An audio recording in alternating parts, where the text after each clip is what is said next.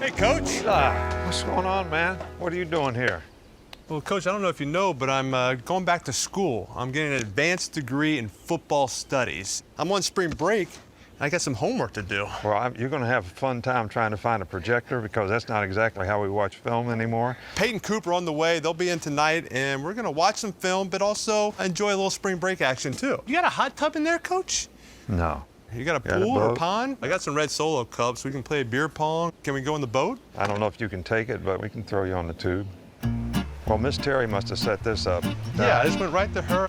She said she wanted you out of the house. That used to be my... Here on Lake Tuscaloosa, I hope to discover the secret behind the success of the greatest coach in college football history. Now, Coach, I hear you're a man of routine, that you eat the same breakfast every morning. And I hear there are these oatmeal cream pies. Now, two of them. You have two every morning. So, two every morning. Part of my motivation for getting up in the morning is I love to have a cup of coffee and 2 Debbie cookies every day. And when I don't have them, I'm cranky.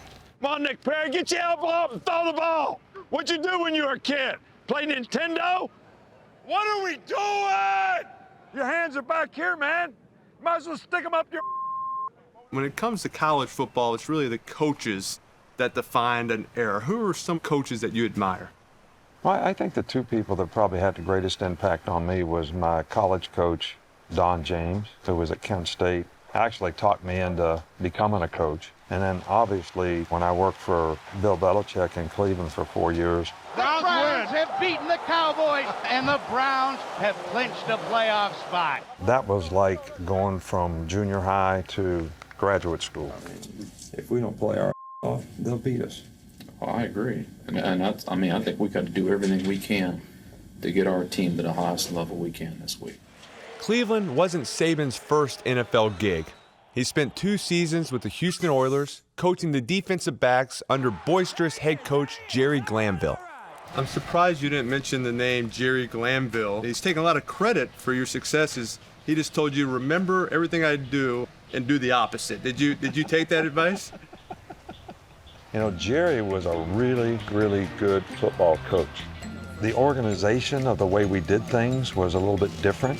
We'd go to camp and we'd get together under the tent, right before we went on the field, and he'd say, plan A, plan B, plan C. That was the practice plan. So you had to know that. This is my first year coaching in the NFL. No notebook, no install, no way to prepare for the players. I kind of learned, how to coach from the players. This is NFL, which stands for not for long when you make them calls. I'll be selling groceries. After starring at quarterback at Monongah High School in West Virginia, Coach Saban developed a love of defense after he enrolled at Kent State University, playing alongside future NFL legend Jack Lambert. So when I got moved to defense after my freshman year in college, I was like, I've never tackled anybody. I've never done anything over here. But there were some good guys like Jack Lambert that really provided the leadership and gave you somebody that you could try to emulate. I think that was beneficial to my development as a defensive player. Following 9 different stops in the pros and college, Coach met up with yours truly in 2001.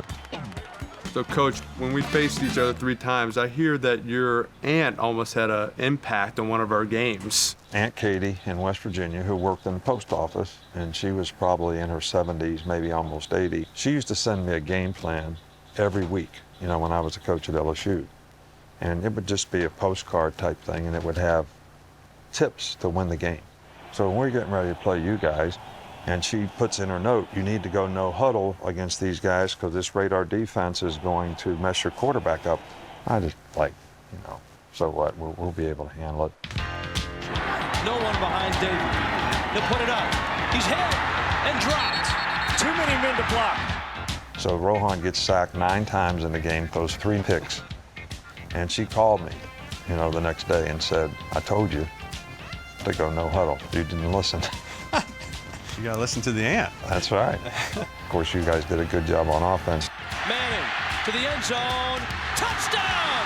There's some pretty proud dad and brothers and family and mother in the stands tonight over Eli's performance. I actually told your dad if Eli would have came to LSU, we'd have won 3 national championships. So, Coach, I hear there's a ritual that you take players out tubing on this boat. Can you talk about that a little bit? Anytime a new player comes in the program, the day before we start fall camp, we have all the new players come. You can go 1 on each tube, or you can go 2 on each tube, but you 2 guys go first. And they all have to go tubing, skiing, something in the water. The challenge to me as the driver is to dump them.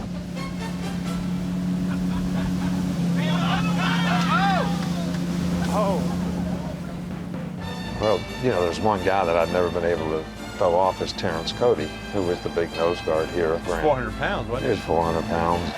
Terrence Mount Cody tilts the earth as he hurries off. Now we've got Terrence Cody, a big fella. He was athletic, and man, when he hunkered down on that tube, you could not make it, you couldn't get it airborne at all.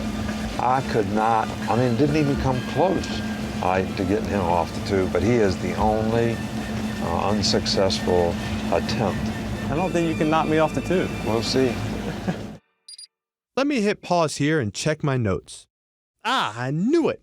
Back to the doc for one more question. Peyton will kill me if I didn't ask about the secret to Saban's success, the process. Here's Tua stepping back, loads up, looks long, touchdown! And the Crimson Tide has once again ascended to the top of the college football mountain. In a season of chaos, Saban steps past Paul Bryant with his 7th national championship. Every year, the roster and coaching staff change, but the core teachings never do. And it's all thanks, not just to Saban's Aunt Katie, but to something Coach calls the process. You have 7 national championship titles. That's more than Newt Rockne and Bud Wilkinson combined. What's your secret? And you can't say it's those, cream pies and you eat the same breakfast. There's got to be more to it. Can you explain what the process is? You know, people have goals and aspirations to do things, and you have to help them define what do they need to do to accomplish those goals, and how do they have to edit their behavior to be able to do it. And then show them that they have to have the self-discipline to execute it every day, which is really probably the hardest part. All the way through, all the way through. Run through the line. If you ran the last one faster than you ran the other 5, what's holding you back? It's just a good example of you not giving your very best on the other one. So you can learn how. It's a choice. It's a decision that everybody can make. We make hundreds of decisions every day that come down to 2 questions. Here's something I know I'm supposed to do that I really don't want to do. Can you make yourself do it? I think sometimes players have a hard time understanding that we play to the external factors. You know, if we're playing a good team, we get up and we play well. If we're not playing a good team, we play at a certain level. So we try to eliminate all those external factors and really get players to focus on, don't look at the scoreboard, just play one play at a time for 60 minutes in the game, and we'll look at the scoreboard at the end. When we play against good teams, you got to focus on every play in the game no matter what happens. All right, and when we put other guys in the game, my expectation is you're going to go out there and execute and play and do the things the way you're supposed to do it and play to the standard that everybody else does. It's not okay to go out there and not do your job well. I don't care what the situation in the game is, there is no scoreboard. When you were at Michigan State, you had the Plaxico-Burress rule. Do you remember what that was? Freshmen can't talk to the press. Is that still in effect? It's still in effect. He's the one that put it in effect. Right. We were going to play Michigan. We had a pretty good team, and he's a freshman. And he says, going down to Michigan will be like taking candy from a baby. He played really well for us. I just think that there was some maturity things he needed to grow and develop. The process of tubing is a lot simpler. Just hang on.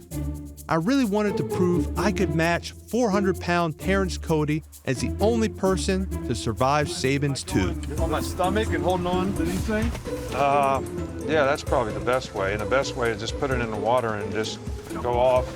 You probably ought to take your shoes off, because you'll be, if I do this correctly, you won't have any britches, and I know you won't have any shoes.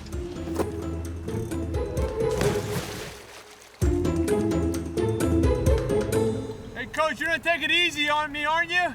You kidding? Roll Tide, baby. Here we